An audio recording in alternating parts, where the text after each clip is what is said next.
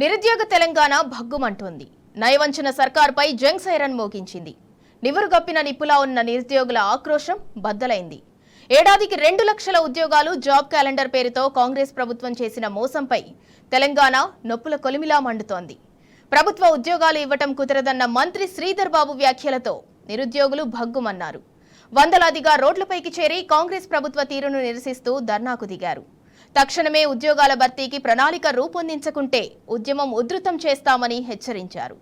కాంగ్రెస్ ప్రభుత్వం ఇచ్చిన హామీ మేరకు 2 లక్షల ఉద్యోగాలను వెంటనే భర్తీ చేయాలని చిక్కడపల్లి సెంట్రల్ లైబ్రరీ నుంచి బయలుదేరి అశోక్ నగర్ చౌరస్తా వరకు దాదాపు 500 మందికి పైగా నిరుద్యోగులు ర్యాలీ నిర్వహించారు. ఉద్యోగులపై ప్రశ్నించిన నిరుద్యోగులపై సర్కార్ ఉక్కుపాదం మోపింది. కొలువులు అడిగిన పాపానికి నిరుద్యోగుల రక్తం కళ్ళ చూసింది.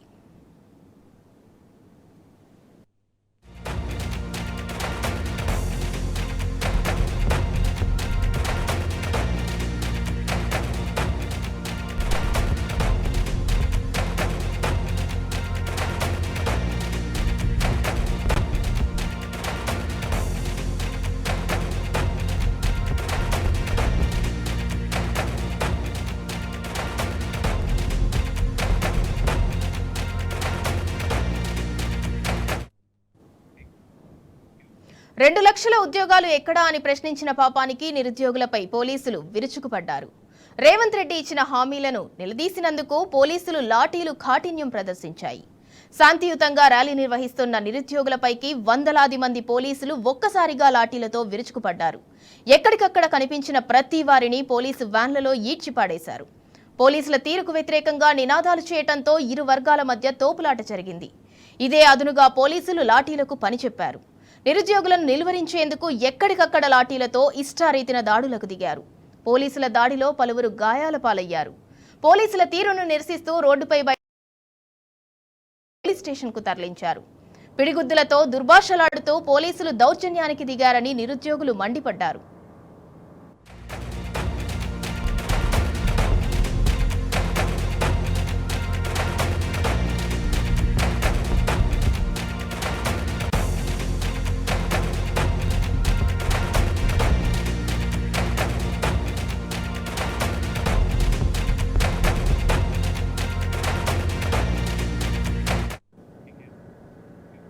నిరుద్యోగులను నయవంచన చేసిన రేవంత్ సర్కార్పై బీఆర్ఎస్ వర్కింగ్ ప్రెసిడెంట్ కేటీఆర్ మండిపడ్డారు. ఎన్నికలకు ముందు అశోక్ నగర్ కు వచ్చి ఫోజులు కొట్టిన రాహుల్ గాంధీ ఎక్కడా అని ప్రశ్నించారు. యూత్ డిక్లరేషన్ హామీ ఇచ్చిన ప్రియాంక గాంధీకి తెలంగాణలో నిరుద్యోగులపై జరుగుతున్న దాడులు కనిపిస్తలేవా అని కేటీఆర్ నిలదీశారు. దగాపడిన నిరుద్యోగ యువతకు బీఆర్ఎస్ అండగా ఉంటుందని కేటీఆర్ స్పష్టం చేశారు. ప్రధానంగా 5 శీర్షికలలో మనం ప్రవేశపెట్టుకుంటున్నాము. ఈ యూత్ డిక్లరేషన్కి మీరందరూ సంపూర్ణమైన మద్దతు పలకాల్సిందిగా కాంగ్రెస్ పార్టీ అధ్యక్షుడిగా మీకందరికి విజ్ఞప్తి చేస్తున్న మిత్రులారా, మొదటి సంవత్సరం 2 లక్షల ప్రభుత్వ ఉద్యోగాలు చేసే బాధ్యత రాష్ట్ర కాంగ్రెస్ పార్టీ తీసుకుంటుంది. మిత్రులారా, నిన్న ఏం జరిగింది? నిన్న రాత్రి 2 ఏళ్లు గడిచిపోయింది, 25 నెలలు దాటిపోయింది. ఇంతవరకు 10,000 ఉద్యోగాలు కూడా ఇవ్వలేదు. మీరు ఏమైనాయి నీ 2 లక్షల ఉద్యోగాలు అని చెప్పి పిల్లలు రోడ్డెక్కితే వాళ్ళని ఇష్టం వచ్చినట్టు గొడ్లను కొట్టినట్టు కొట్టి వాళ్ళని 7 పోలీస్ స్టేషన్లో నిన్న ఈ దిక్కుమాలిన ప్రభుత్వం వారిని నిర్బంధించింది. ఈ రోజు కూడా ఉదయం నుంచి మళ్ళీ అరెస్టుల మీద అరెస్టులు చేస్తా ఉన్నారు. ఎందుకు? ముఖ్యమంత్రి గారు అక్కడేదో బట్టల షాప్ ఓపెనింగ్ పోతున్నట్ట, దానికోసం ఆ రోడ్డెంబడబోతుంటే ఎక్కడ ముఖ్యమంత్రికి అడ్డం వచ్చి నోటిఫికేషన్ లేవి అని నిలదీస్తారు, ముఖ్యమంత్రిని దిగ్బంధం చేస్తారన్న భయంతో ఇలా పోలీసులను అడ్డం పెట్టుకుని ఈ ప్రభుత్వం బతుకుతా ఉన్నది. మరి ఇంత చేతగాని సన్నాసి రాహుల్ గాంధీ ఎందుకు మాటిచ్చినావు? 2 లక్షల ఉద్యోగాలు అని చెప్పి ఎందుకు డైలాగులు కొట్టినావు? ఎందుకు పోజులు కొట్టినావు? ఎక్కడ పోయినాయి నీ 2 లక్షల ఉద్యోగాలు? ఇవాళ ప్రజలు అడుగుతున్నారు, మా పిల్లలు అడుగుతున్నారు. దమ్ముంటే సమాధానం చెప్పు. 10,000 ఉద్యోగాలు ఇవ్వకుండా ఇక్కడ భూములు గుంజుకుంటావు, యూనివర్సిటీ దగ్గర ఇస్తానన్న ఉద్యోగాలు ఇయ్యవు. ఈ రకంగా తెలంగాణ యువతతో, భారతీయ యువతతో కాంగ్రెస్ ఏదైతే డ్రామాలు ఆడుతున్నదో దీని అందరూ కూడా గమనించాలని కోరుతూ, నిరుద్యోగులపై రేవంత్ సర్కార్ కొడుతున్న ప్రతి దెబ్బకు మూల్యం తప్పదని మాజీ మంత్రి హరీష్ రావు హెచ్చరించారు. ఉద్యోగాలు అడిగిన పాపానికి పోలీసులు నిరుద్యోగులపై దాడులు చేయటం అత్యంత అమానుషమన్నారు. ఎన్నికలకు ముందు అశోక్ నగర్ సెంట్రల్ లైబ్రరీకి వెళ్లి నిరుద్యోగులకు ఇచ్చిన హామీలు రేవంత్ కు గుర్తున్నాయా అని ప్రశ్నించారు. ఒక పక్క అశోక్ నగర్ ఆర్టీసీ క్రాస్ రోడ్లో సినిమా మాల్స్ ప్రారంభోత్సవానికి వెళ్లారన్నారు. రేవంత్ కు దమ్ముంటే సెంట్రల్ లైబ్రరీకి వెళ్లి నిరుద్యోగులకు సమాధానం ఇవ్వాలని హరీష్ రావు సవాల్ విసిరారు. అదే అశోక్ నగర్ లో సెంట్రల్ లైబ్రరీకి పోయినావు యాదుకుందా? నువ్వు రాహుల్ గాంధీ కలిసి అశోక్ నగర్ లో ఆ సినిమా టాకీస్ పక్కకే సెంట్రల్ లైబ్రరీ ఉంటుంది. అక్కడ మెట్ల మీద కూర్చొని బిడ్డ మాకు గవర్నమెంట్ వచ్చేటట్టు చేయి, మా గవర్నమెంట్ వస్తే కాంగ్రెస్ ప్రభుత్వం రాగానే 2 లక్షల ఉద్యోగాలు ఒకటే ఏడాది ఇస్తా అని మాట ఇచ్చేచ్చినావు. మరొక్కసారి పోయిరారా అందాక సినిమా టాకీస్ రిబ్బన్ కత్తిరించినాక ఒక్కసారి అశోక్ నగర్ సెంట్రల్ లైబ్రరీకి పోయిరారాదు. పోయి ఏం చేసినావో వాళ్ళకి ఇచ్చిన మాట ఏందో ఒక్కసారి మాట్లాడు. నిన్న దిల్సుఖ్ నగర్ లో పిల్లలంతా రోడ్ల మీదకి వచ్చి ధర్నా చేసింది. ఎన్నికల ముందు కాంగ్రెస్ వాళ్ళేమో 2 లక్షల ఉద్యోగాలు ఏడాది ఇస్తాం, గవర్నమెంట్ ఉద్యోగాలు ఇస్తామన్నారు. నిన్న అసెంబ్లీలో మంత్రి శ్రీధర్ బాబు గారు చెప్తున్నారు, గవర్నమెంట్ ఉద్యోగాలు ఏడుంటాయి పోయి ప్రైవేట్ లో నౌకరు చేసుకోపోయి అందరి గవర్నమెంట్ ఉద్యోగాలు ఇచ్చి సాధ్యమవుతుందా? ఇది కాదు అని చేతులు ఎత్తేసాడు. బట్టి విక్రమార్క గారేమో జాబ్ క్యాలెండర్ పెట్టి జాబ్లెస్ క్యాలెండర్ చేసేసిండు దాన్ని. మరి ఇప్పుడు అశోక్ నగర్ కు రేవంత్ రెడ్డి గారు సినిమా టాకీస్ ఇనాగ్రేషన్ పోతే 1000 మంది పోలీసు వాళ్ళు పెట్టిరట. ఏమైనా సందులకెళ్ళి పొలాలు వస్తారేమో అడుగుతారేమో అని. ఇప్పుడు నిన్న మొన్న దిల్సుఖ్ నగర్ లో పిల్లలు పాపం ఏమైనాయి మా 2 లక్షల ఉద్యోగాలు, ఏమైంది మా జాబ్ క్యాలెండర్ అని అడిగితే వాళ్ళ ఈపులన్నీ వాయగొట్టారు, బూతులు తిట్టింది పోలీస్ అధికారులు. మనం చూసినాం సోషల్ మీడియాలో ఆ నిరుద్యోగ పిల్లల్ని నోటితో ఉచ్చరించలేని భాషలో బూతులు తిట్టుకుంటూ ఈపులన్నీ పగలగొట్టిండ్రు, రక్తాన్ని చిందించే విధంగా కొట్టిండ్రు పిల్లల్ని. ఇప్పుడేమో ఈయన అశోక్ నగర్ పోయి సినిమా టాకీస్ ఇనాగ్రేషన్ చేస్తారు. నేను రేవంత్ రెడ్డి డిమాండ్ చేస్తున్నా, సరే సినిమా టాకీస్ కు పోతావా, యాడికి పోతావో నీ ఇష్టం, నేను దాని గురించి మాట్లాడా. కానీ అదే అశోక్ నగర్ లో థియేటర్ పక్కనే అశోక్ నగర్ సెంట్రల్ లైబ్రరీ ఉంది. అక్కడికి వెళ్లి పిల్లలకు ఆనాడు నువ్వు ఏం మాట ఇచ్చినవో, ఎన్ని ఉద్యోగాలు ఇచ్చినవో దాని సంగతి చెప్పు. 1000 మంది పోలీసు వాళ్ళని పెట్టుకొని సినిమా టాకీస్ ఇనాగ్రేషన్ చేస్తావు ముఖ్యమంత్రి. మరి ఎన్నికల ముందు అయితేనేమో ఆడికి పోతివి, ఇప్పుడు ఎన్నికలు అయిపోయినాక ఇక అశోక్ నగర్ సెంట్రల్ లైబ్రరీ యాదకొస్తలేదా? అదే సరూర్ నగర్ స్టేడియంలో ప్రియాంక గాంధీ గారిని తీసుకొచ్చి ఆనాడు యూత్ పాలసీ అని డిక్లేర్ చేసినావు కదా. పిల్లలకు ఎగ్జామ్లకు ఫీజే ఉండదు అన్నాడు, ఇప్పుడేమో ముక్కు వెండి ఫీజు వసూలు చేస్తుండు. 2 లక్షలు పక్కా అన్నాడు, నిరుద్యోగ వృత్తి 5000 అన్నాడు, స్కూటీలు అన్నాడు, జాబ్ క్యాలెండర్లు అన్నాడు, బ్యాక్లాగ్ పోస్టులు రిక్రూట్ చేస్తా అన్నాడు. ఇవాళ అన్ని ఎగబెట్టిండు.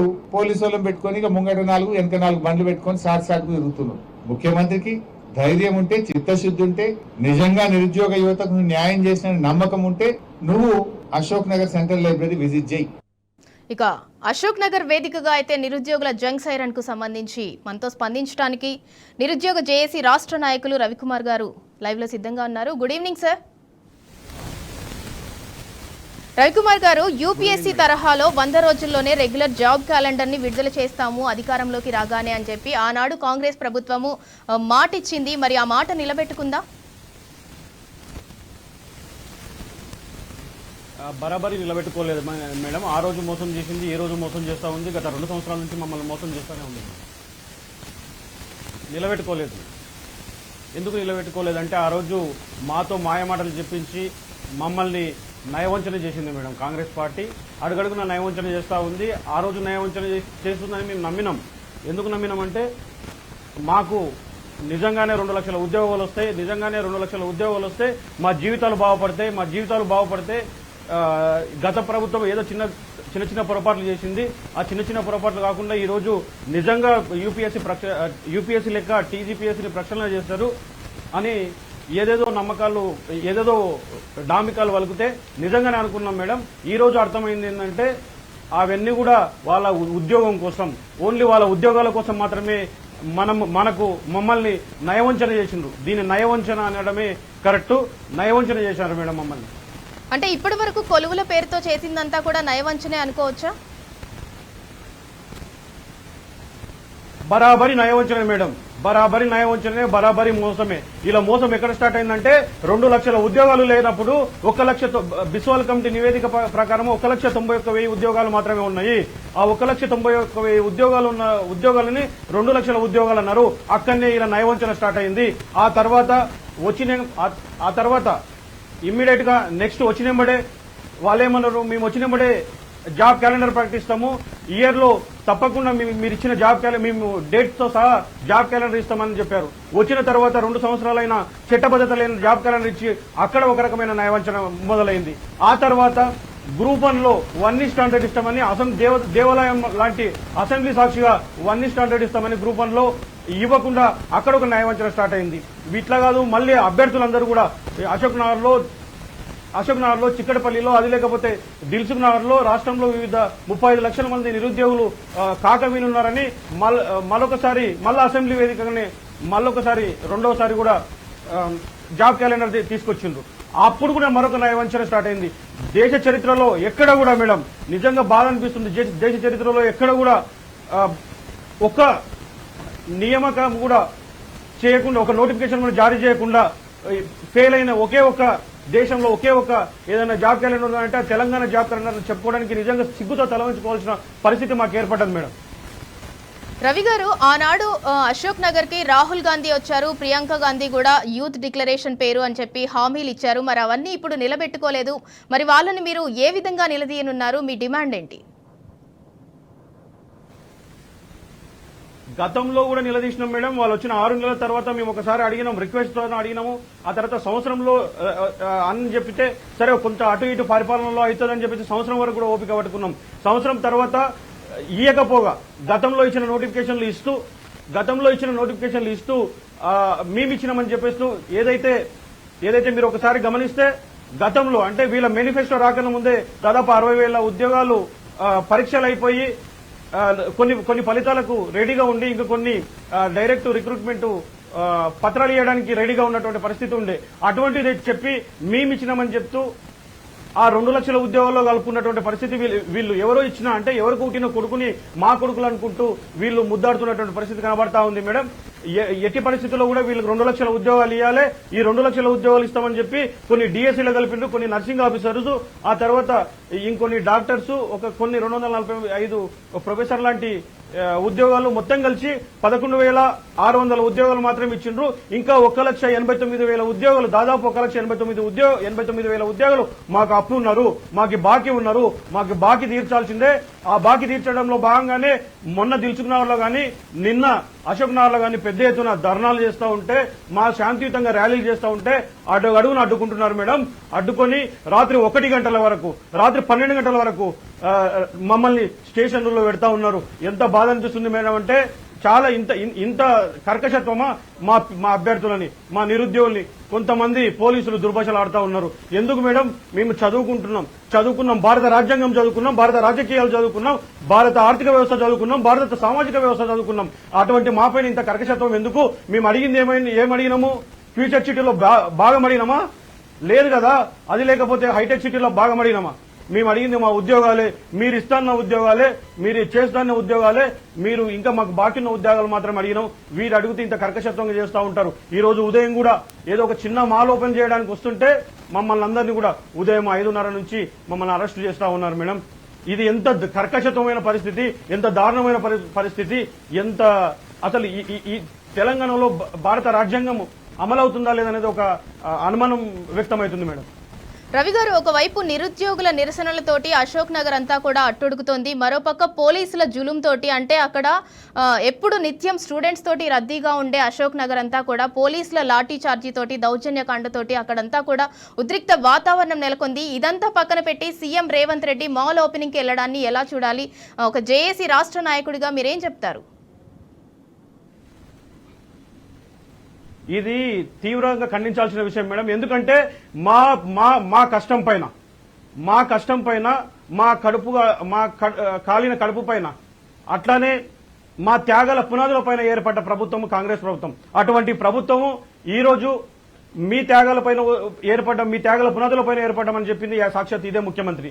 అటువంటి ముఖ్యమంత్రి ఈ రోజు పేద పిల్లల దగ్గరికి రాకుండా ఎవరో పెత్తందారులు, ఎవరో డబ్బున్న వాళ్ళు, ఇంకెవరో బడ వ్యాపారస్తుల దగ్గరికి వెళ్లి అక్కడ నుండి 4 అడుగులు వేస్తే చిక్కడపల్లి లైబ్రరీ వస్తుంది, అక్కడ నుండి 6 అడుగులు వేస్తే అశోక్ నగర్ చౌరస్తా వస్తుంది. అంటే ఆ రోజు మాలాంటి పేదోళ్ళు కావాల్సి ఉండే, మాలాంటి పేద పిల్లలు కావాల్సి ఉండే, మాలాంటి కడుపు కాలిన పిల్లలు కావాల్సి ఉండే. కానీ ఈ రోజు నీకు బడా వ్యాపారులు కావాలి, నీకు ఉద్యోగం వచ్చింది, మాకు ఉద్యోగం లేదు కాబట్టి నీకు ఉద్యోగం వచ్చింది, కాబట్టి నీకు ఉద్యోగం వచ్చిన తర్వాత మమ్మల్ని మర్చిపోయినావు. ఇది తీవ్రంగా ఖండించాల్సినవి. ఇది పేదల ప్రభుత్వం కాదు మేడం, ముమ్మాటికి ప్రజా ప్రభుత్వం కాదు, ముమ్మాటికి పెద్దల ప్రభుత్వమే.